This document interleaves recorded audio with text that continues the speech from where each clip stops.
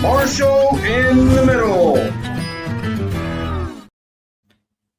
I'm here with Staff Sergeant Michelle Murray from the old days, air defender, veteran, mom, screenwriter. What I consider is like my she's my vantage point to a Hollywood superstar. So I'm just really meeting her. But she's agreed to do a Heroes I Know with me. And so here we are. It's our time to just kind of relax and chill out. She's traveling, so we got some weather coming in, so there's all kinds of lightning liable to attack us or whatever, but it doesn't matter. We're just gonna have a good time hanging out. I got me a cup of coffee here, and Michelle's gonna, tell us about her life stories. Hey, Michelle. Hey, how are you? Oh, if I was any better, I'd have to be twins. I swear. Yeah. So what's going? You're traveling. Somebody in your family is getting a doctorate or becoming a doctor. Absolutely. Or what? Tell me. Becoming a doctor. My little niece is in. I say my little niece. She's 27 years old, but she's in med school down in Galveston. She was an RN, and she decided she wanted to become a doctor. So she's halfway through the program at this point. So she gets her white coat tomorrow. So that's where we're headed, to Galveston. But just like you, the weather, it's hurricane season. So y'all please forgive me if the internet acts up a little bit. Oh, so that's great. So it's really neat, the folks that get called to go be medical professionals and to go through all the testing and the training. I mean, they work hard to get all of that stuff. And so it's nice to celebrate them when they're doing good. So yay, you're on the road and you're getting to do that. The idea, Michelle, is to tell our stories before we're too old or too sick to tell them. We're just one doctor visit away from getting told that, you've got this kind of cancer or this kind of whatever. And look, our generation we're beginning to realize what it's like to grow older. And so the idea here, Michelle, is to just let your grandchildren have a chance at getting your stories, right? At hearing them. Yeah. And so I've got a little coin and a little box and where's the thumb drives? Yeah, here's a thumb drive. Right here's a little titanium thumb drive that's going to have our story on it, so that if the Russians attack us, and it'll survive, There we go. But the idea is to just kind of tell some stories and talk about, young Michelle and the things that shaped you. Maybe there was some trauma, maybe there's some spirituality that keeps you going. And so we're gonna talk about those things. So where you want to start? Yeah. Wherever you'd like to start.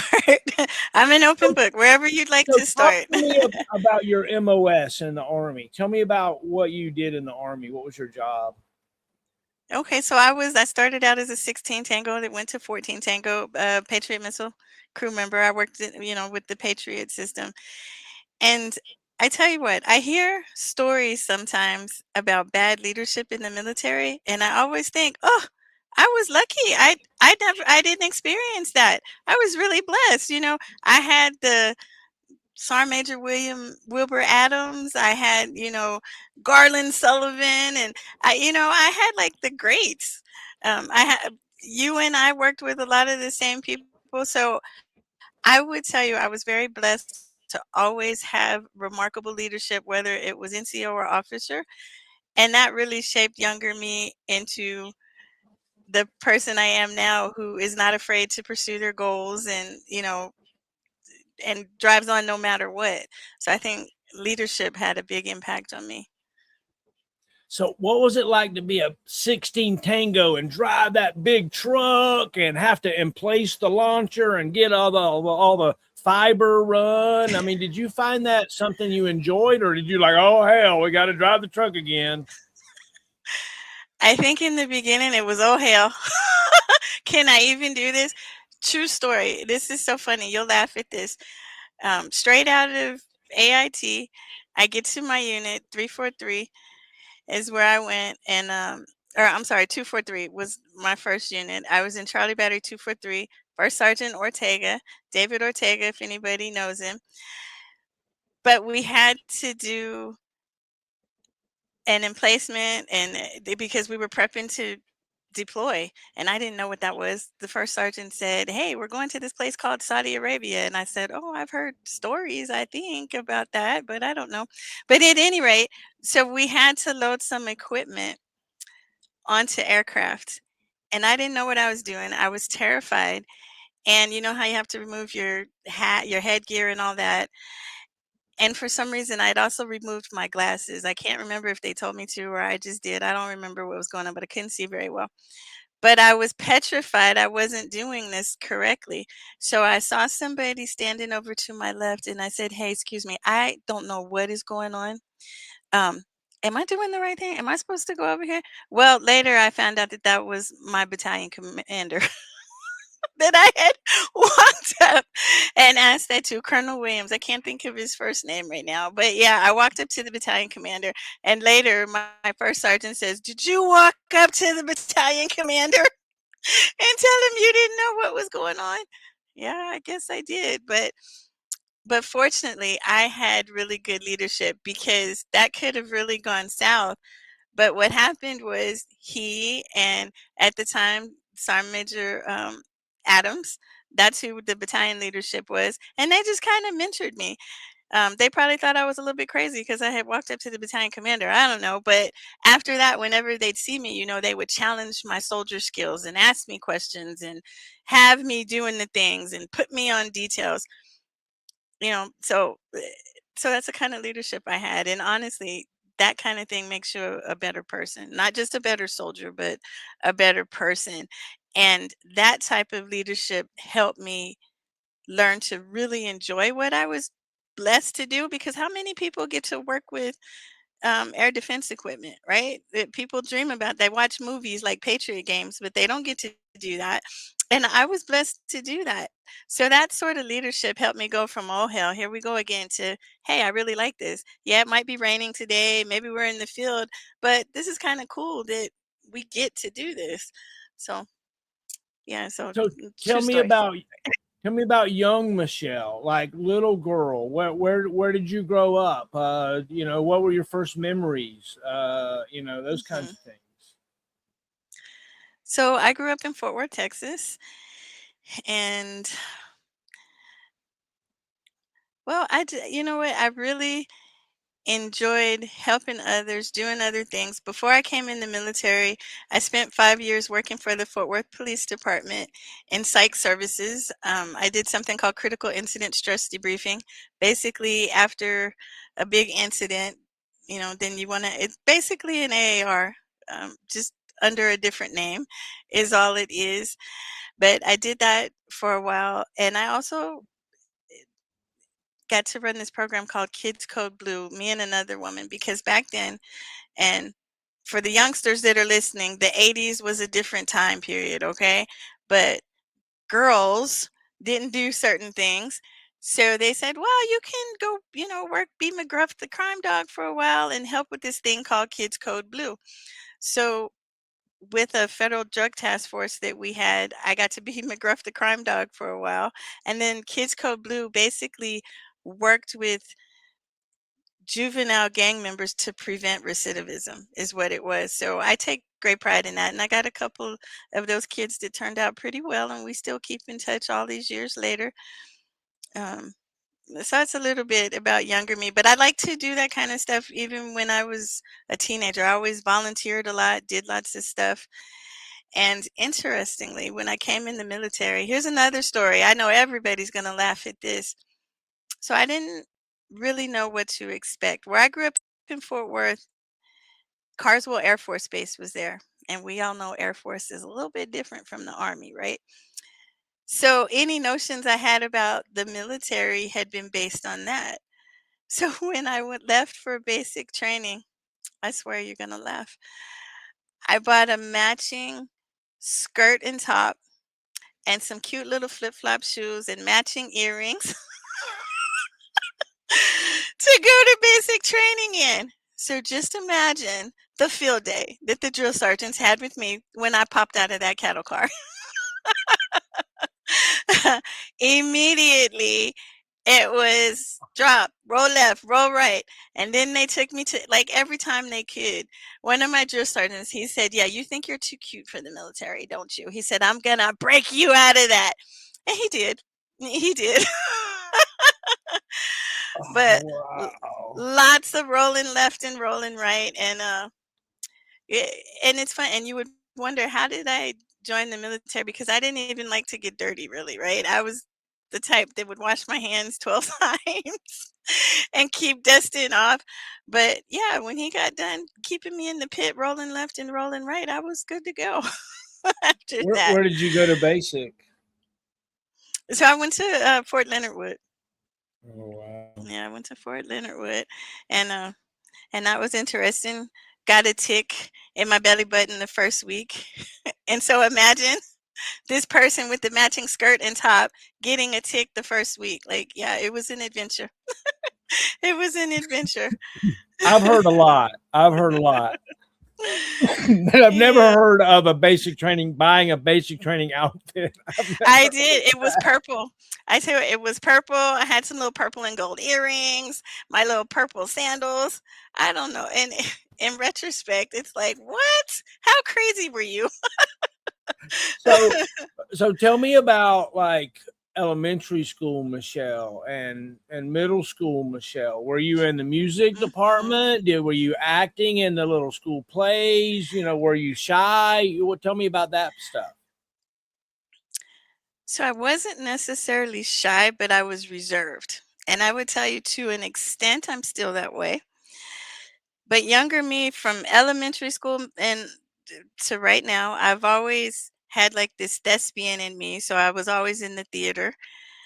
I was also a writer. Like, I remember in kindergarten, literally kindergarten, like as soon as I could write, I used to produce this little newsletter, right? I would write it out on whatever kind of paper I would find, and I'd pass it around at the breakfast table, because back then everybody sat down and had breakfast together. And then in the summers, I'd spend the summer with my grandparents, same deal. I'd write up a little newspaper for them every single morning, and so they could read it, and then we'd discuss it. And then as I got older, particularly in high school, I did things like worked on we had a newsletter for the school. So I worked on that school newsletter, the school yearbook, because I also liked photography. And not a whole lot has really changed. I was blessed. I was able to get into a school, it's called School for Creative and Performing Arts. I was able to get into that school starting with the seventh grade. And that also really shaped who I am, because I've always been a writer. Even in the military, I used to write different things. I'd enter writing contests. Whenever they take some type of freelance article, remember the Monitor on Fort Bliss? I used to write for the Monitor. I used to write things for the paper. Um, when we were deployed for arson, I can't remember what it's called, but when you're deployed in Saudi Arabia, Arson SA used to put out a paper. So I used to volunteer for them. And ultimately, once I got out of the military, I went right back to that, because my parents, my father in particular, thought writing and acting are the dumbest thing you could ever do, right? That's what they thought. And they pushed me every way except toward that. And guess who went right back to what their heart loved so much when they got older and could kind of pay their own way for things? So I went back to that. And interestingly, my son, he's a professional actor. So I initially talked to his publicist to see, like, okay, what do I really need to do to be successful as a writer? So I went back to school. I got an undergrad degree in entertainment business. I also have one in English. And then I have a master's degree in creative writing with the emphasis in screenwriting. And now that's what I do. And I really have fun, so much fun with it. And if you ever watched like a TV show I've worked on or read one of my novels, a lot of my military stories are infused into that. A whole lot of them. We change names and sometimes the location, but it all kind of ties together. And so, again, I feel blessed to marry two things that I really have enjoyed in my lifetime. Amen. Amen. So Mhm. what so you're working with the police and you're doing McGruff. Did you ever do voice as McGruff? Do you have a McGruff voice? I did, but No. okay. I did. Most of the time, we would just hand out treats and kind of wave and that kind of thing. But yes, kids, I did have a McGruff voice. So for 5 years, that was me. And I then some love of it. the kids would say, "Is McGruff a lady or a man?" I love it. I love So, it. I worked mhm. at Disney for a while, and my little sister was a Mm, character at Disney, and they wouldn't let you couldn't make any noise at all as a character for Disney. right. So I wondered what you decided your rules were. I think that's great. I think that's great. So Yeah. what was it like to then to join the army? Something, I mean, it seems like something happened, right? Most of us don't. There's a certain group of us Mhm. that say, when I graduate high school, I'm going in the military. Yeah. But like That that wasn't wasn't me. me. Right. So tell me That about wasn't your me. your venture. Tell me about your venture. And so again, I wanted to pursue a career in writing, whether it been, film and TV or maybe strictly journalism. But for whatever reason, my parents would not support that. They thought that was just the stupidest thing they'd ever heard of. And so I got a partial scholarship to university, and it covered 3 semesters is what it covered. And at the end of that semester, they said, if you're pursuing that same degree, absolutely not going to support it. So, okay, whatever. And then that's how I came to work at the Fort Worth Police Department, because I said, well, I'll finance it.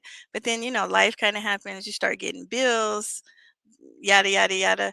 And I think I made a whole $5.25 at that point an hour. And that was good money because minimum wage was $3.35 an hour. And I remember when I left the police department, I was making $7.50, which, I mean, at the time, that really was good money at the, end of the 80s going into the 90s. But I had a friend who he took one of my college courses with me, and he was a recruiter. And for 2 semesters, he kept talking to me. He's like, "You don't have to work so hard. I'm telling you, let me recruit you. No more weekends. It'll be so easy." And the movie Patriot Games was out. I don't know if how many people remember this, but Patriot Games had just come out. And he was telling me, "Have you seen Patriot Games?" And I said, "Yeah." He says, "Remember the guy who pushed the button and was in charge of everything?" And I said, "Yeah." He said, "That could be you. If you do well on your ASVAB, that's going to be you." So again, I took my ASVAB, did okay. And when I saw the Patriot, I was like, yeah, yeah, yeah, yeah, yeah, that's what I want to do. And, so to a degree, I came in for school money, but I've also always been very patriotic, love my country, love to serve others. So, I mean, that kind of all tied together. It wasn't just for school money, but it definitely wasn't something I was thinking about when I came out of high school or in high school. It certainly wasn't. But I will say, I'm very glad I made that decision.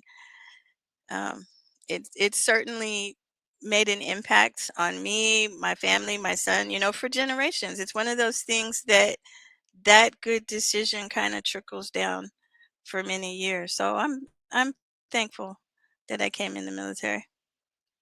Was it a traumatic thing? Did your family support you? Was there a big going away ceremony? Obviously, you bought an outfit.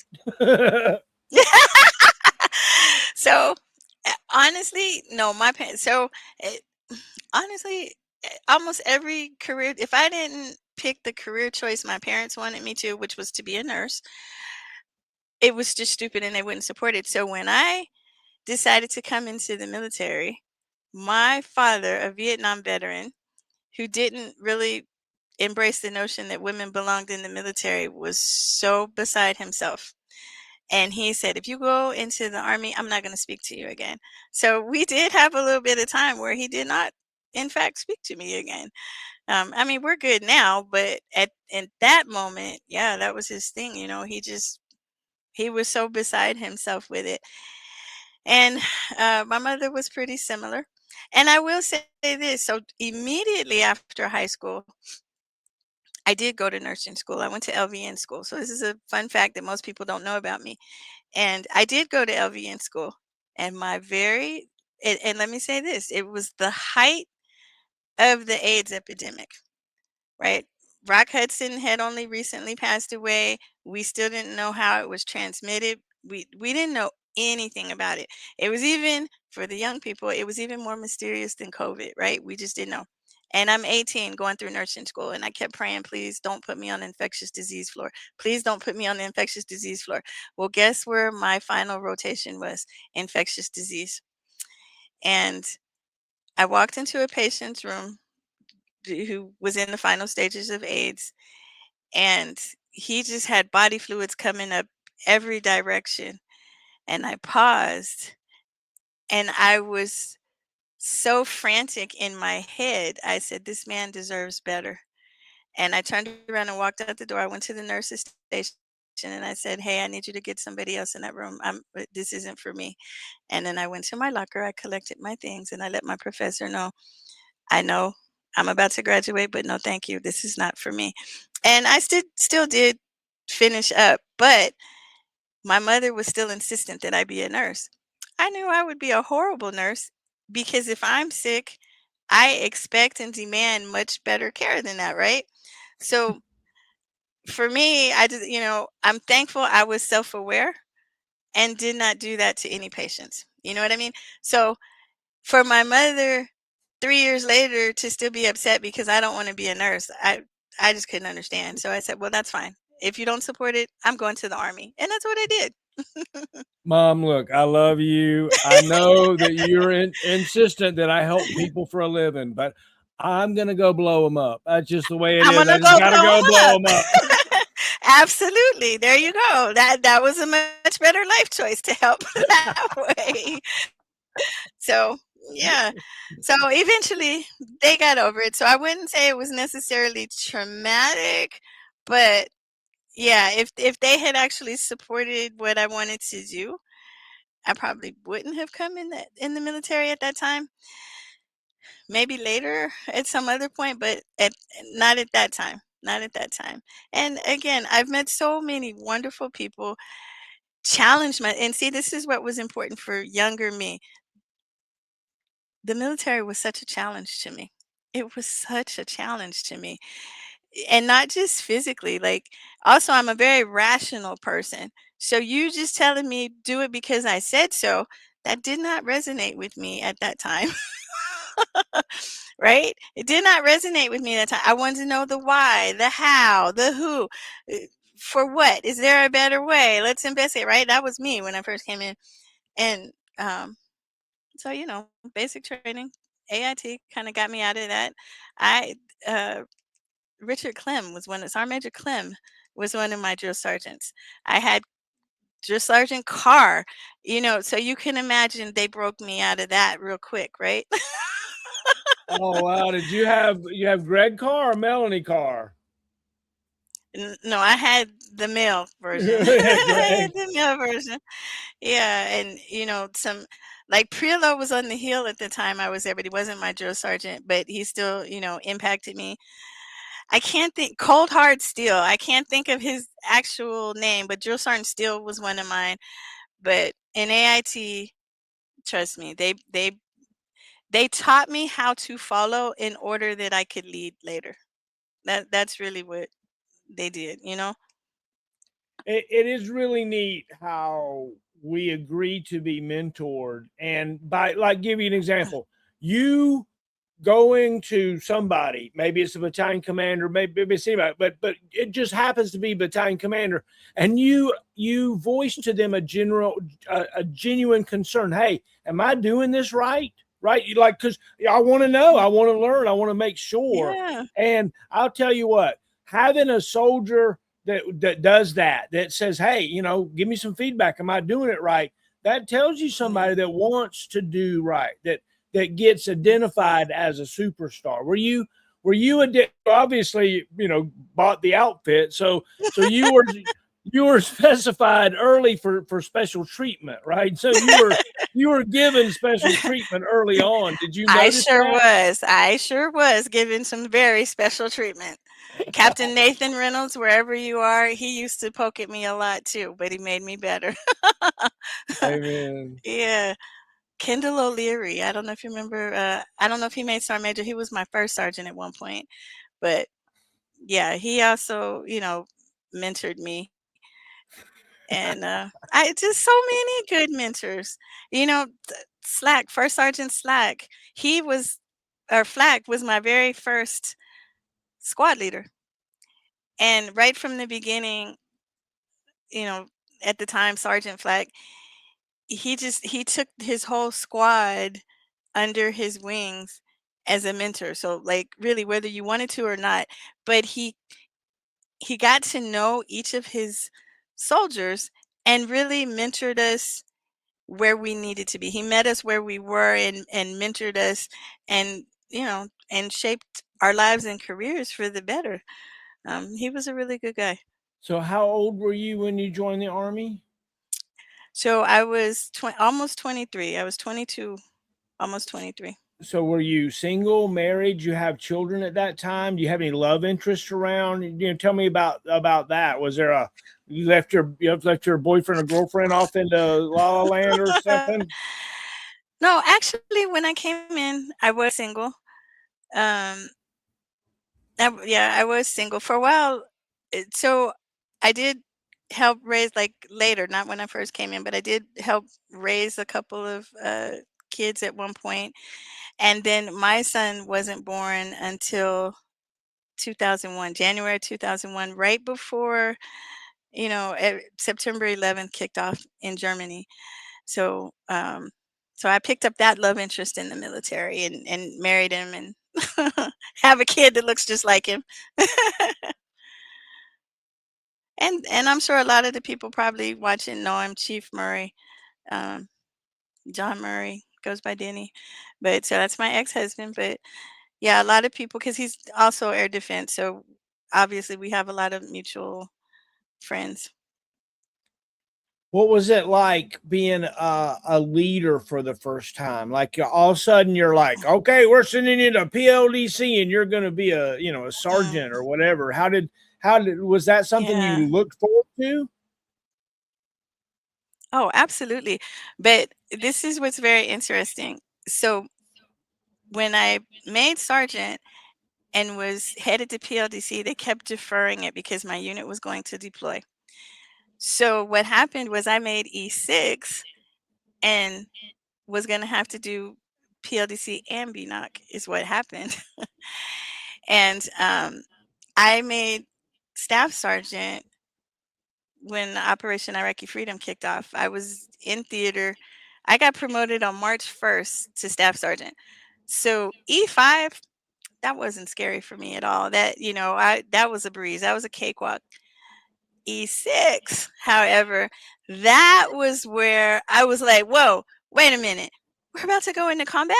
Hold on. We're deployed. What is happening? And so then, I had all the questions, rethinking all my life choices, what's going on. But I will say again, I had some great mentors in leadership. Randy Lucero was my first sergeant at the time, and he was like, "Calm down, kid." And I remember, we sat in his office and went through a bunch of things. And also Sergeant, well, at the time he was staff sergeant. He made Sergeant First Class while we were deployed, but Alberto Prieto, who is no longer with us, but what he did was probably the most impactful because we were going to split ways. Part of our unit went one way, like we went four different directions, is what happened. But he gave me a dime and he said, hang on to this dime. And every time you get scared, I want you to look at that dime and then you know that I have your back, okay? He says, don't be scared. Just acknowledge it, put it in your pocket, and keep going. And that might sound silly or cheesy, but in those opening days, that really made a difference in my ability to stay focused and to know okay, I'm not in this alone. Somebody's got me. There's other leadership who cares. But yeah, so E6 was, it wasn't really a challenge, but that was where I had a lot of questions. Sidney Witherspoon, he was a first sergeant at the time who was in our theater, and he actually sat on my promotion board. And oh my goodness. But you know what? He gave me so much flack, and we're friends to this day. And it was one of those things where he did it to make me better. And like in my board, he asked me to sing something, and I said, no, I don't sing. And he says, well, you have to. Sometimes you have to do things you don't want to. And I just wouldn't do it. But let me tell you, I did it because I wanted that rank. I wanted that promotion. But that was a lesson, in retrospect, after that, it was never about me singing a song. It was about doing the stuff that we don't want to do. Right. And again, that's the type leadership I had that has just been really impactful throughout my whole life. I don't want to say just the military, but really throughout my life. Those are lessons that I recall, that I revisit, and a lot of them. If you were ever one of my leaders, please know some of that I've passed on to my son, and he gets it. He gets it. So yeah. So Amen. definitely E6 had lots of questions. So they say there are no atheists in foxholes. Tell me a little bit about your spirituality and how it kept you going in those late nights and Mhm. deployments and holding the dime, tell me Mhm. about that. Yeah, definitely my faith, my spirituality kept me going more than once. There's so many instances. I remember once as a private, I was a PFC, I think, but we were deployed, and you hear, and we were at site, and we hear on the thing, scud launch, scud launch. This is not an exercise. Scud launch, scud launch. This is not an exercise. And I remember I just paused and I was like, oh my God, somebody's shooting missiles at us. Because until that moment, I knew I fired missiles at people, but I never thought about people sending them back at us, right? And I prayed, right? I prayed in that moment as I got into the bunker, and that's just what gave me peace, right? And there's other instances. There's so many times where you might be sitting here talking to me, and in my head I was praying because I was very concerned about something, or we're deployed and I want everybody to come home. And so I would absolutely agree that there are no atheists in the foxholes. They might, you know, be somewhere else and no longer with us. Maybe the enemy took them out or something. But in the foxhole, yeah, I don't really believe that there's atheists there. September 11th was certainly a time that my faith, because everything was going crazy then, that kept me going. When we deployed for OIF 1, well, actually, we went Enduring Freedom first, and then it turned into OIF while I was there. But I had a brand new little baby at home. And I remember at one point thinking, um, girl, what are you doing here? If y'all get killed, because my husband was also deployed, we were both deployed. I said, that baby's going to be an orphan. And I just prayed for God to give me peace and comfort about that in that moment. And I got it. And then I could drive on with the mission. But I mean, there's so many times, even outside of myself, praying for troops, praying with troops, that kind of thing. Faith absolutely has carried me through the military and beyond the military. Tell me about like what it's like to be deployed at war and you're remote, you're out, there's just a few of you out Hmm. there, you got a lot to do, a lot of equipment you're responsible for. um what did you find that something that you just put your head down and did what you were supposed to do, or were you the mom running around taking care of all the other soldiers? Or tell me about what your role was. So I would tell you a combination of those things. So when I got promoted to staff sergeant, so also I had a language identifier for Farsi. Now look, I can read it a little bit, but I can't speak it anymore. But I did have the skill identifier, and whomever the decision maker was decided once we were going to combat operations, they were going to move me to headquarters for a little bit to S2 because the captain was moving first and NCO um, there was no NCO there. There wasn't. So initially I was the one helping, with the range rings and the route recons and all of that. And I do remember so we were a task force. It was my unit and another unit. We were a task force co-located together. But the commander of the task force, who was standing there with the arson commander, they wanted to know, was this the best route to do something? And I didn't want to answer because you're thinking about how many lives might be at risk if you say the wrong thing, right? And I really didn't. And I mean, I maintained my composure and everything, but in my head, boy, those wheels were turning. And that was probably the first time I had the lump in my throat about any of it, where it really became real. Because initially on the Amduce, they had been sending some messages back and forth. And I got a message that said ground war will begin at 0000 hours on, you know, and I remember I pulled the message and I said, hey, so we're going to fight a war by chat. What is going on? And it was kind of lighthearted, right? And that's how I was until that moment where I'm standing there in that bub, in that update brief, and everybody's leaning on my intel, on my research. And so, yeah, that was the first time I had the lump in my throat. Going to combat didn't really give me the lump because I felt like we were all very well trained. And I knew we could all trust the person to our left and to our right. And we could all trust whomever was standing in front of our formations. I really believe that in my heart. So going to, being in a combat zone itself, that that wasn't the initial hard part.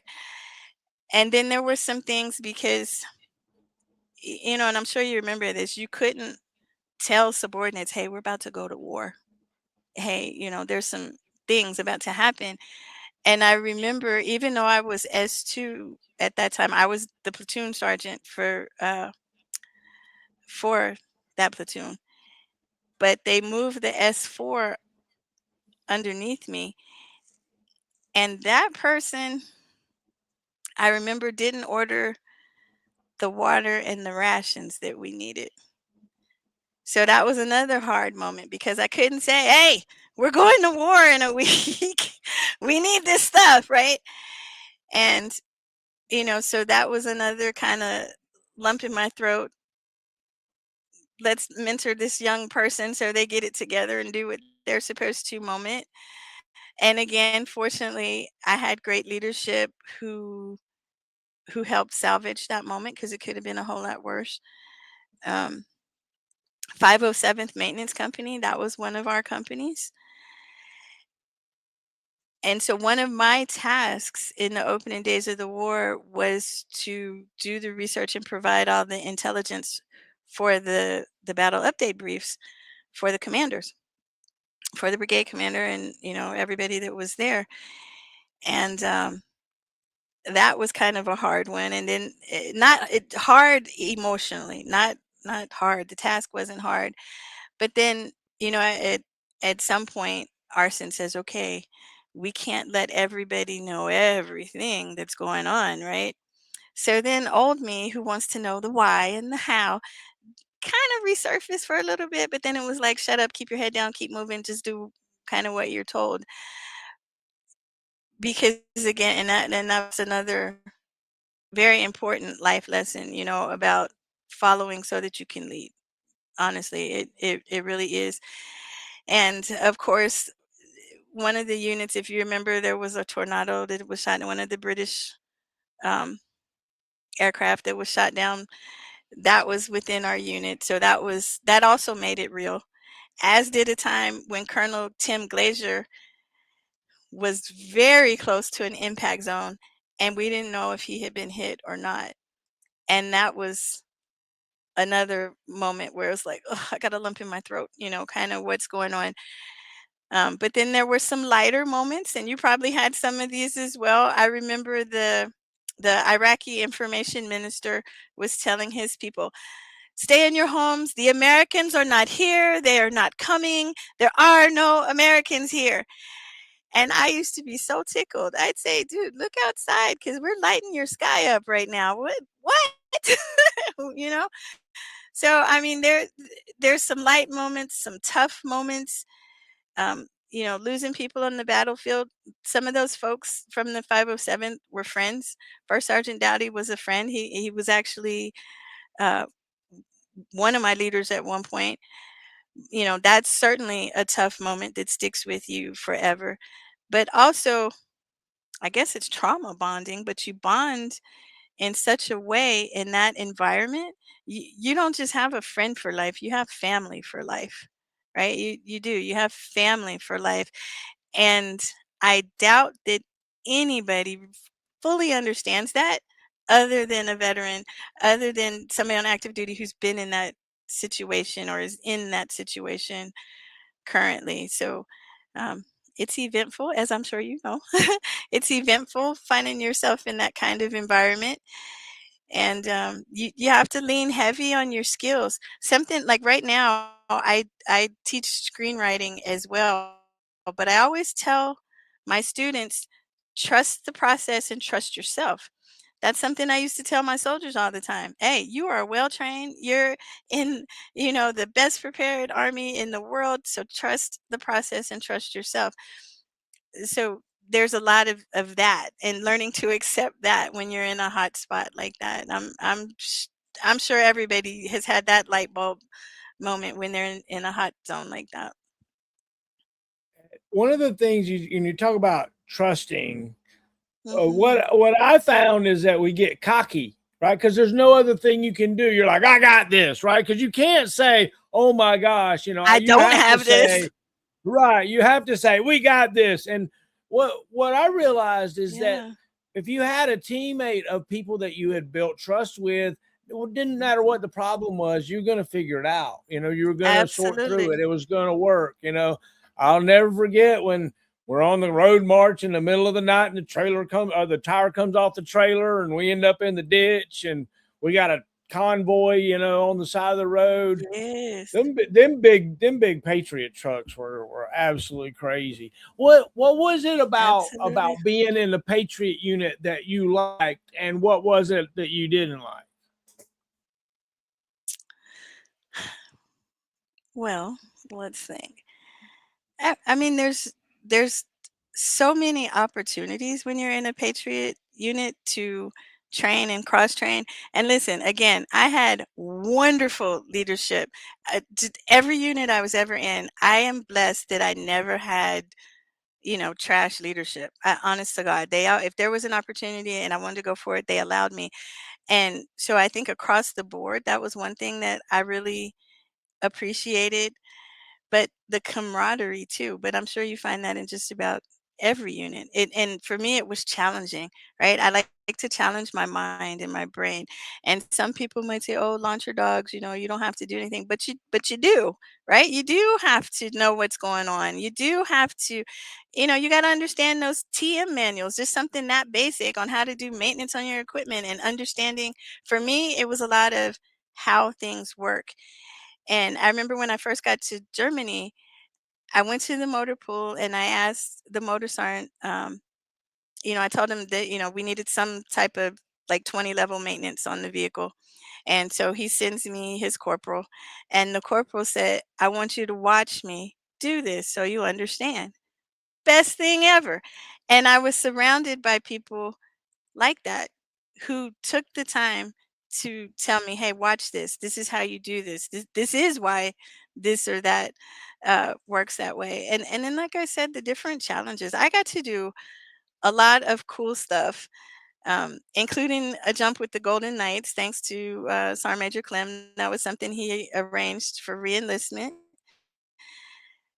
Even one time, so with the Stinger guys, when I was in Germany, I'm not sure exactly how this transpired. All I knew was my first sergeant and their first sergeant had a bet.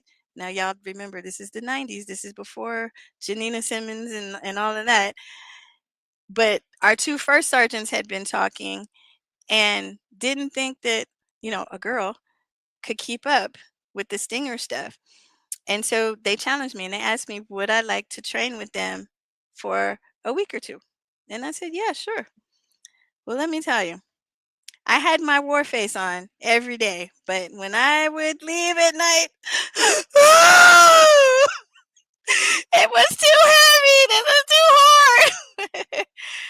hard. But I learned to challenge myself, not just physically, but in so many different ways. And again, I met so many incredible SHORAD guys doing that. They were still friends to this day. That's why I know so many of the SHORAD guys. And they taught me and coached me and mentored me and helped me like, hey, no, don't hold it like that. This is what we need to do. Stand here, do this, do that. And so, those are just a couple of ways that I was really, challenged and got to reach for that bar that was set so high, right? And so that is something that I enjoyed about being Patriot is, the bar was high. Despite all the jokes, the bar was high and you were always challenged to see could you go touch it, you know? As honestly, as far as something I didn't like, I would tell you since I always had good leadership, I honestly can't think of anything I didn't like because, it's stupid to say, oh, I don't like the field or I don't like, that, whatever. That's part of being a soldier. But as far as something to genuinely complain about, no, I never had that.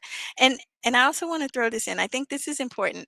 My very first unit that I went into, I had First Sergeant William White. I don't know where he is today. Don't know if he made Sergeant Major, but he was a Vietnam vet who was about to retire. Wasn't too sure about females being in his unit. Didn't appreciate it much. But he was an excellent mentor. And I say that because initially I thought he was mean. I was like, why is he so mean to me? He's hateful. What's wrong with him? He's always on me. I always have to do something extra, right? I always have to do more. And then one day I kind of saw him, he looked at me and he just kind of smirked, right? He kind of smiled. And it was like in that moment I knew, like, no, he's not just being hateful to me. He's trying to set me up for success. He's making sure. And at that point, I was in 108th Brigade and, airborne, all that kind of stuff. We weren't airborne, but we were a part of that and that mentality. And so in his mind, he was just setting me up for success, to be the best that I could. And I appreciate him. A few years ago, I actually tried to find him. I can't find him anywhere. Couldn't find an obituary. I don't know where he is, but if he's watching this, I'd like to say thank you. Because Amen. yeah, he was definitely hard on me, but he was good for me, if that makes sense. Right, right. Yeah, we look back on those leaders that were hard on us, Mhm. that maybe at the time we didn't Yeah, understand, but looking back on it later, you realize, hey, they took a special interest. exactly. Tell me about some of the soldiers that you mentored. Brag a little bit about some of those that were around you. Do you have some Yeah. superstars? And you know what? I do. And I love the fact that so many soldiers from my platoon sergeant days still keep in touch. Even, of course, like basic training AIT people I went to school with. But I love the fact that so many of them do keep in touch and I get to see their progress. I had a soldier, and it's so funny this story. So I had a soldier. This kid used to just stay in trouble. He was 18 years old. He came in at 17 and a half. He was 18 years old when I got him, constantly in trouble. And I remember it. So I had a little baby on my hip. My son was like 5 months old, and I had to go pick him up from jail. And I was furious. It's 3 o'clock in the morning. I got to get the baby up. And I'm like, "What's going on? What are you disorderly conduct? Why are you over here fighting?" His roommate had eaten his cupcake. So he beat the tar out of him. He just said he flipped. That was the last time because his roommate always ate the snacks that he had in the room. And so, of course, I was not happy. And he said to me, "Well, you signed up for this job. I didn't make you take this job." And we had just gotten back to the unit, and I was like, "Push, get down." And somebody walked by and they were like, "You can't keep making him push that long." And I said, "Fine, I'll get down there with you." And we must have pushed for 2 hours. Like, I was so mad I didn't get tired. Like, I was so furious. But that was my life with that kid, right? So fast forward 20 years, and my son had graduated college, was doing an internship at Colonel Smith's hotel, Fort Smith. He and his family have a hotel. So my son was doing an internship for Colonel Smith's wife, and a sergeant first class looks at my kid and makes a beeline for him and says, "Hey, is your name Murray?" And my son was like, "Yeah, why? Like, what's going on?" Like, my son told me, he said, "I didn't know this guy. I was trying to figure out where he might know me from." He said, "But I thought he wanted to fight me." And so he says the guy makes a beeline for him and slaps him on the back and was like, "Oh my God, your mom was my platoon sergeant." And then he shares the cupcake story and tells how, because I was hard on him, now he's doing all these wonderful things. And he was at that time actually about to make first sergeant. And I mean, he's a wonderful husband, got 2 little kids, just recently built a home. And, I'm sure he will probably do 30 years and retire. I have no doubt. So he makes my heart smile quite a bit. I have another one that's, definitely one of my superstars. And if anybody knows her, y'all, kudos to her. Um, Amber Cornell. I used to always tell her, like, "Girl, you need to get back in school. You're so smart. Like, this is one chapter of your life. You got to do something else." Well, listen, she is a literal rocket scientist in Houston now. She's a literal rocket scientist. So she absolutely makes my heart smile. Um, and again, because you were hard on me, and so because I always told my Joes, just like my leadership told me, don't look for reasons why you can't. Look for reasons why you can. If this is your goal, don't worry about you don't have money or you don't have support. Figure out how you're gonna do it anyway, right? I honest to God, I have lots of superstars, lots and lots of superstars that just from all fields. One of them actually recently graduated law school, so super proud for him. And just all kinds of superstars. But one of my things that I used to tell them was, this is one chapter of your life. What dreams and aspirations do you have beyond the military? And how are you going to get there? And what can you do while in the military to help you get there? And I truly believe that has made some difference for some of them. But yeah, if you ever worked for me, know that I'm proud of you, and lots of love sent your way. So tell me about the decision to get out of the military. What happened there? Well, remember this thing called the anthrax vaccination that we used to have to get? And then they stopped them. Well, the reason they stopped them is because people were getting very ill. People like me, there were 20,000 of us that developed either thyroid cancer, thyroid disorders, um, it is a pancreatic disorder that led to diabetes, right? So one of those three things that 20,000 of us were getting, which, so think about being a platoon sergeant. And I went through, I had the thyroid cancer, and it's all behind me. Thank you, Jesus. Where I had the radiation. I didn't have to do the chemo, but I had the radiation and still had to show up for PT, right? Yeah. Feeling like I was on fire. Um, and that's just the way it was. Nobody's fault in particular, because I remember I did it on a Thursday, so I was off Thursday, Friday, and the weekend, and had to come back on Monday. Um, and that kind of got to be a bit much. And at one point, and it's so funny because I didn't share with anybody other than Colonel Smith, and I'll tell you why in a moment. And at that point, I was in 144, and some of my fellow platoon sergeants, they used to just kind of laugh and make fun of me because they didn't understand what was going on.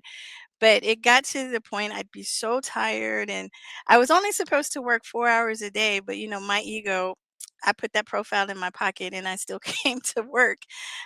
So I'd hold formation. And then I'd say, I'll be right back. I'd have to go lie down in my truck for 10 or 15 minutes, right? And then I'd come back and put Joe's to work or do whatever I needed to do. Then I'd go to my truck and lie down another 15 or 20 minutes. And that started becoming my day.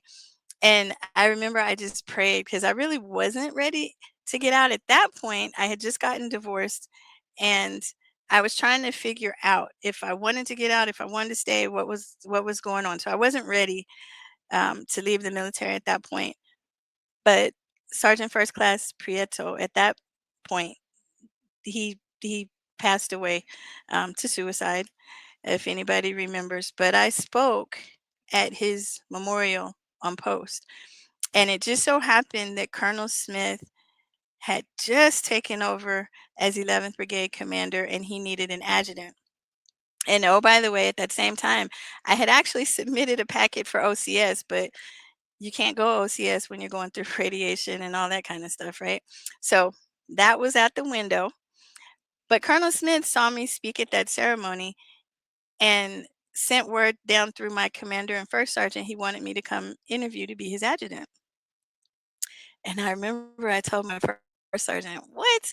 I said, "Look, I'm thinking of coming in here tomorrow and telling you to chapter me out. And I said, "You tell him no." And I said, "I don't think I'm able to do that. No, I don't want to do that."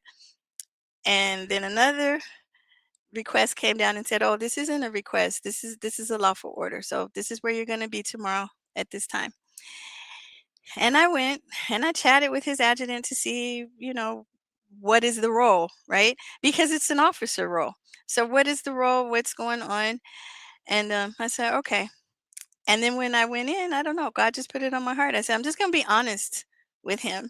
I'm going to tell him everything that I've gone through, what I'm dealing with, what I'm thinking of. And then he's going to kick me out of his office and go on to the next interview. Well, that's not what happened. Um, he told me he appreciated me being honest. And if I was willing to do my part, he would like to have me in that role. Because he'd also, done some checking on me as well. And anyway, so then I served as the 11th Brigade Adjutant. That was actually my last assignment in the military. And the decision to get out also, so it's really three things. So I was on the road to recovery. I had finally been released from my doctor that I could work 8 hours a day. And then guess what? I don't know if he's still in McNeese. Guess what my branch manager did? He said, "Great, you're on assignment to be a drill sergeant." Are you trying to kill me? What is wrong with you? Oh, McNeish did that? Yes. And then he said, "Well, I could send you to Iraq. You could be part of, they have this mid team thing, and that Team Lioness or whatever was still going on." He was like, "You could be part of that." And I was like, no. And I said, "Listen, I'm not physically able to do that at this moment." And he said, "But your doctor released you. I have the paperwork." Yeah, but come on. Oh, And are you kidding me? Drill sergeants get like 14 minutes a night sleep. That's all. You know what I mean? That's all they get. They work some really long hours. Being deployed like that so soon, I was like, absolutely not. Um, I was like, okay, just give me a normal assignment. Just send me to a line unit. That wasn't where he wanted. And part of that, I'm sure, had to do because I still had that Farsi identifier, is why he was willing to send me to Iraq. Um, so we were bumping heads about that, and he actually put me on orders. He actually put me on orders for drill sergeant, and we were trying to, and I went to the colonel. We were trying to at least delay them, to defer them, but they needed somebody right then. And I just knew that physically that was too much in that moment. Maybe 6 months from then, yeah, absolutely. But I was still kind of faking it that I was 100% when I was at work when I wasn't. Um, and then there was this little thing called my kid, right? He was still young. My last deployment, And I love my babysitter so much. God bless her. I thank her. I thank her. I thank her. She took care of him like he was her own. But he was little. He was 18 months when I left. He was 3.5 when I got back because we were there so long, and then I wound up getting attached to our scent for a little bit. But it was like his native tongue was Spanish, not English. And so that was something I really had to deal with and overcome. So this thought was also in my head that I wanted to raise my own child. I didn't want the babysitter to raise my child anymore. I didn't feel like it was fair to my kid. And, at the end of the day, I knew I had a lot of other skills. I did have one bachelor degree. Um, Maybe I would teach school, I wasn't sure, but I knew I would be okay if I left. So kind of all of those things merged into where that's when I made my decision to exit the military. And also it's almost like it was planned, but obviously it wasn't. When Colonel Smith left the brigade, his change of command ceremony was 2 months before my ETS. So it just kind of all I kind of went out the door with him, you know what I mean? So it kind of worked. But I will say this, the day of my final out, I drove over there. I drove to Building 500 and I sat in my truck and I cried. And I said, "Am I making the right decision?" I was like, "Maybe I need to stay for a while." And I called Branch and I was like, "Hey, if I change my mind, if I don't go final out, can I stay?" And um, I I had a lot of doubt in those 15, 20 minutes before I did my final out. But then I went in there and I did. And there's a lot of fond memories, but I guess I'd have to say I don't regret that life choice. I've been able to take a whole bunch of what the military has taught me and make the civilian world amazing, honestly. So you like ETS, what, how many years? About 10 years? Actually, I had 13. I had 13. 13 years, and then you and your son just so tell me, I mean, did y'all move somewhere, go somewhere different, or stay in the same place? What, you go work at the Yes. 7-Eleven? What did you go do? No, so right then I told, because like I said, I had just gotten divorced too. And my son was in the 3rd grade. And so he also, he loved theater. And I actually had an agency from Los Angeles approach me. They wanted to sign him. And I said, "No, I can't. I'm active duty military. Can't do that." So the day after my final out, I said, "Hey, do you still want to check out that agency in LA? You do? Okay, let's go have an adventure." So we spent the first year in LA and he worked for Nickelodeon. He was on, if anybody remembers the TV show Parenthood, he did, he actually did 3 seasons of that show Parenthood. But I spent that first year really networking for him. And then I went back to school. And the reason, and I knew I wanted to be a writer, but I got a second undergraduate in entertainment business primarily so I could help my son. And then I went back and got the master so that I could write. But I also know LA is not like El Paso, and people knock El Paso and whatever, but I don't have to worry about crime. Nobody's going to stab me in my sleep in my house. Nobody, I don't have to deal with that in El Paso. So we spent a year over there networking and learning how to navigate like a local. And then I came back to El Paso. And then what would happen is, as either of us had work, we would just be gone. "Oh, okay, I need to spend 4 weeks in LA. I need to spend 2 weeks in LA," or whatever. And the way film and TV works is typically a 12 or a 16-week production schedule. So if you work, say, 12 weeks, then you're going to be off double that. You'll be off 24 weeks. So there's a lot of latitude to do what you want to do and still live somewhere else. And now the work, it's not even in LA anymore since the strike a couple years ago. Now Hollywood has effectively moved to Albuquerque, which is fabulous for me, who's base camp is in El Paso, because that's just a day trip. When we have things, I run up the road and I can come home or I can stay there, or whatnot. So we've had a lot of adventures, my son and I. Because sometimes I say, "Well, look, it's just me and you. So what do we want to do? Let's figure this out. And especially like now that he's an adult, he's 25 now, but we've had a ton of adventures just checking things out, exploring, seeing what's what. And I think that has also contributed to making the civilian world completely amazing. Um, and as a writer, I can also do some remote work sometimes. So that's great. I don't have to necessarily be in the city where I've been hired to do something, particularly, if I'm work because I also freelance like for different news outlets, particularly if I'm doing something like that, I don't have to be in a particular place. I just have to be able to research, which is a skill the Army gave me. So thank you, Big Army, for that. But yeah, lots of adventures.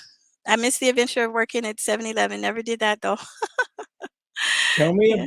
tell me about some of the things that you've written or your screenplays. Mhm. What does your IBDA or I tell me about your credits. Yeah. And it's interesting because I always thought I would work strictly in film. I just thought I would work only in film, but I've only worked 2 films. I've mostly television. If anybody's seen the movie Him, it's a Marlon Wayans movie. Got to work on that. I also worked on Bright. It's just a fantasy that really took me out of my comfort zone, kind of sci-fi merged with fantasy for Bright. So that was interesting, but lots of TV shows. My first TV show I ever worked, if anybody remembers, The Mentalist. I did 2 seasons on The Mentalist, and then Robin Williams had a show called Crazy Ones. It was canceled after a season. That was really fun. I will say working with Robin Williams, though, very long days. You would go to set usually at 5 in the morning, and it was like midnight before we'd get done because they would just kind of tell him the scene, and there would be like a million takes because he would just improvise until they found something they'd like, and they say, "Okay, that one," right? But he was such a humble person. He was such a great guy, and I'm glad he was one of my introductions into this profession because he really gave me some great perspective. Like my first day on set, he walked up to me and he extended his hand and he said, "Hi, I'm Robin. What's your name?" And that's just who he was. That's just how he was and who he was, right? Um, so he was a really great guy. I spent some time, if anybody has kids or grandkids working at Nickelodeon, Ricky, Nikki, Dicky, and Don, Sam and Cat. My sons also worked over there.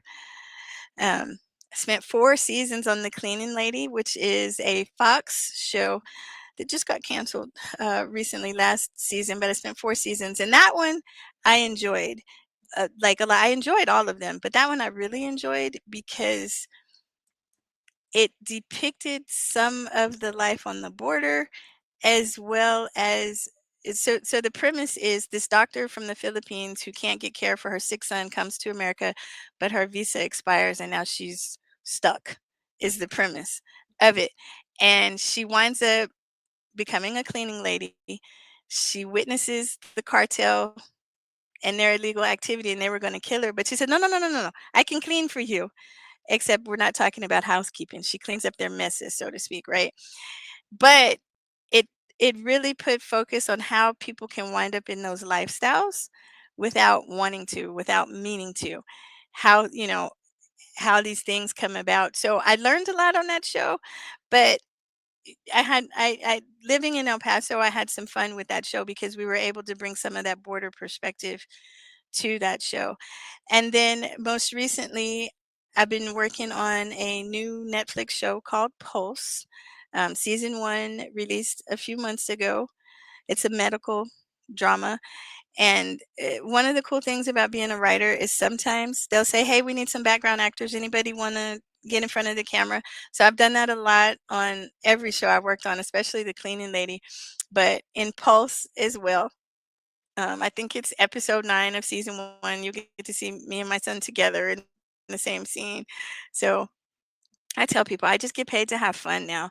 And then, of course, I write novels. I also teach screenwriting, so I write my own textbooks. I started using my own textbooks, but lots of novels.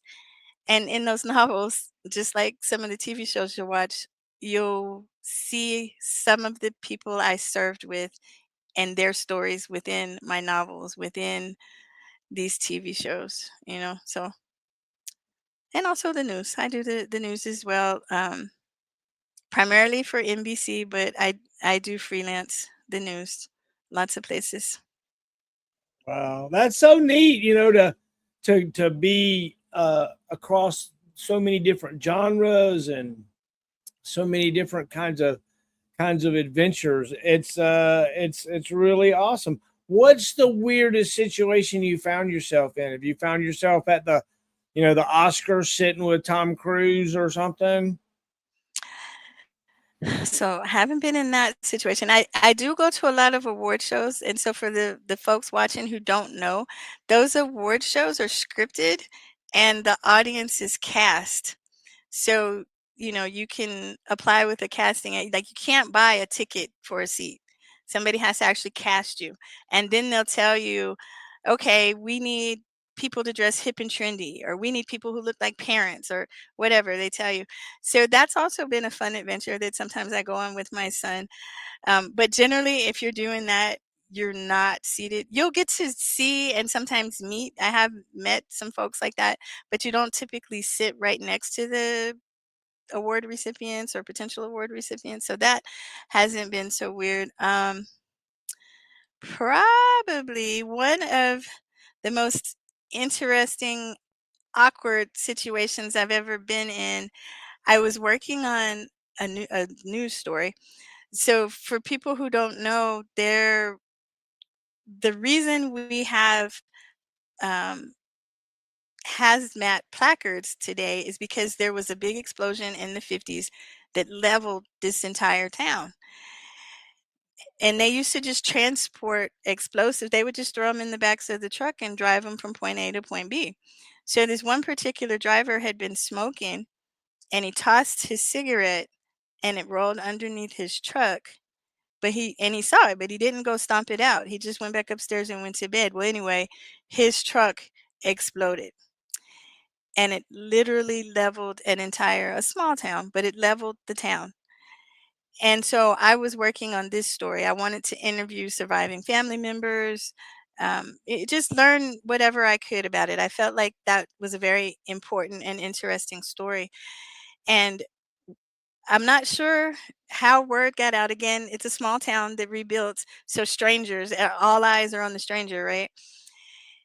But somebody put it out that, hey, there's this investigative reporter here. So if you've got something you want investigated, go give it to her. So people kept showing up to my lodging with these different stories. And there was one particular story that did catch my attention about a local official who was not only running drugs out of a local hospital, but he'd also built these drug rehab facilities. So he was supposedly making money at both sides, right? So that caught my attention. So as I began to investigate that, they would say, "Oh, but you need to talk to this person." I'd go talk to them. "Oh, you also need to see so and so," right? And it just kept leading me to another person. So a person tells me I need to go speak to somebody who's a local Klansman. And I said, not sure that's a good idea. And he said, no, no, he's good people. Just go talk to him. So Klansmen, good people. I wasn't sure. But as it turned out, he probably is good people. So I went and, he enlightened me on a lot. But what he said was, and I know somebody's going to get offended, but I'm going to tell you exactly what he said. He said, no, we don't dislike the colors. It's the Jews that we don't care for. And he was willing to talk to me. He was willing to talk to me and gave me lots of information and actually helped me gather enough research that I was able to turn all that over to DOJ and let them go in and do what they needed to do. But yeah, sit in the car, and he wanted to come to where I was to interview, and I was like, oh no, absolutely not. And then at one point, this town actually had a system. They were more than tunnels. I would call them basically rooms underneath the town, right? And you went to a particular exit off the freeway, and that's how you could gain entry. But if you didn't know that the entrance was there, you would just drive past it. But anyway, he wanted to show me that. And I wanted to see that. And we went, and then I said, "Wait a minute. I'm not going down there with you." Like, absolutely not. But what I did was another time, I took a number of people with me, somebody to stand watch while I went and checked and all that. And I mean, and he gave me very accurate information. And he's reached out by email. That was like 10 years ago, but he's reached out by email and sends me notes once in a while. And so that has been the strangest thing ever, to connect with somebody like that. Michelle Murray in the caves with the KKK. Watch Yeah, that out. that Watch has been out. very strange. He'll probably Mhm. take you down there and issue your own little robe and try to make you wear it. You'll be like, Or something. oh Hold on, no, yeah. no. Yeah, that was definitely the strangest thing ever. And so we met at Starbucks. We would meet a couple days a week at this local Starbucks. So that was just when I drive past Starbucks, I still get tickled when I think about that. So Mhm. tell me about like where you see your future going. Like, what if we were to sit here and think, that we've been through these certain like seasons in our lives. Where do you see yourself? What do you see yourself in another, 10, 15, 20 years? Do you know I will be a very old woman in that many years, right? I'm almost 60 right now. So definitely partially retired. I don't think I have that type of mind where I'm just going to sit still and do nothing. I do tell my son, "Hey, allow me to support you while I can because you only got a few more years of that as far as supporting his adventures, things he wants to do, that kind of thing." So I certainly enjoy that. But in another 10, 15 years, I'm going to be sitting back, hopefully chatting with my future daughter-in-law and some future grandkids, watching whatever great thing my kid is off doing. I may still be writing some books. I don't know, but um, work in film and TV, it's tough. And I will say the military prepared me for that.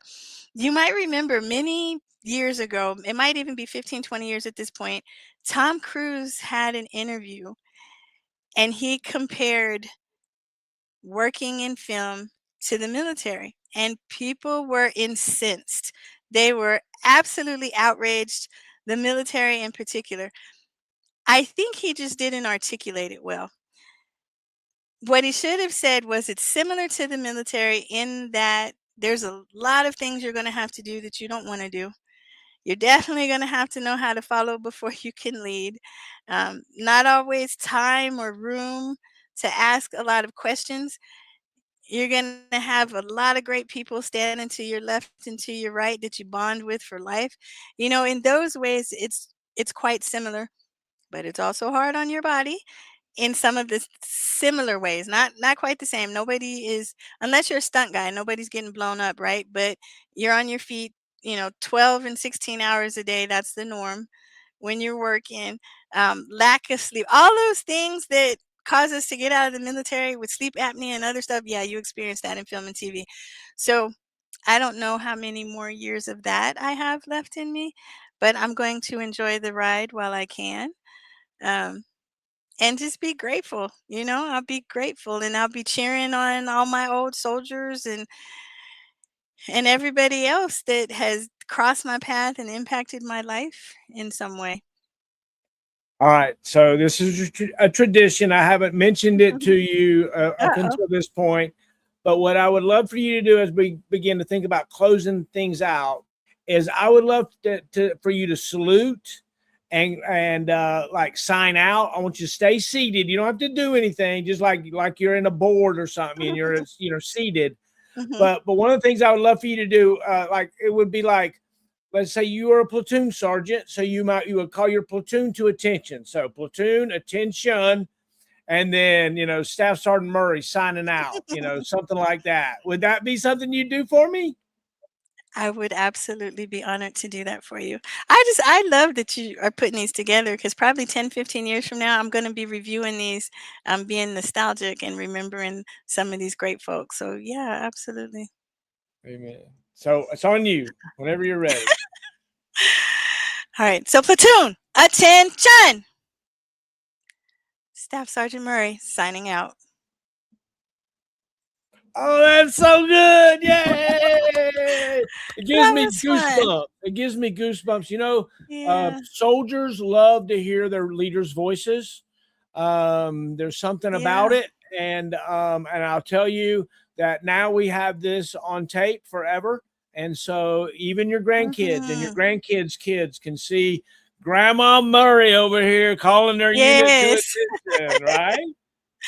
Yeah. Yeah. How Uh, fun. I really appreciate you doing this. And not just for me, all the stories. I watch all of them. Every time I see one, I'm like, oh, who is that? Yo, I know him.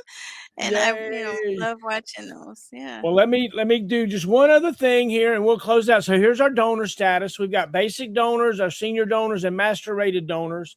And we really appreciate all of our donors. And so Yeah. if you're not a donor and you'd like to be a donor, go to marshallinthemiddle.com. You'll see the little thing, and you can give to your heart's content. This is how we fund this. I really appreciate it. What I'm going to do for you, it'll probably be about a month. It takes a little Yeah. while. But I got a coin. It's a Marshall in the Middle Oh. coin.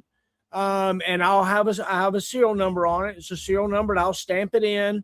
And then I got a little box. I don't think I have it. I just changed studios. I'm in a whole new place. Oh. So, and then it's got a thumb drive in it with our story on it. And then, of course, this is you'll have your own Nice. page on YouTube, and your own page on my marshallinthemiddle.com, and we'll have all your stuff there. Eventually it's going to have where you can write notes to somebody. Like if you go to I love Sydney Witherspoon's pages, you go to Telly's pages, or any of those pages, you can go and write them a note or something. And so hey, and you know what? I would really love, and I've been meaning to send this to you for years now. Sergeant or first, I don't know if he was a first sergeant or sergeant major, what his final rank was, but William R. White. I would love it if we could find him and get some of his stories, especially Vietnam. He was a Vietnam vet. So So I'm just so throwing let's that out go there. look for him. Let's go look for him. We'll get him on the air defense, and we'll see if we can find him around. William R. White. Mm-hmm. All right. Mm-hmm. All right. All right. Well, Michelle, it's been an honor. I've enjoyed it, every minute of it. Thank you so much Likewise. for hanging out with me. It's been a pleasure. And I'll probably put this out next Monday. I'll premiere it at about 6:00, and it'll go live on YouTube. There'll be some snippets from it I'll cut out, and I'll put out between now and then. Sounds good. And again, thank you. I'm really honored that you chose to sit and chat with me. And thank you for what you do. So you take care, and we'll talk soon. Bye. Bye.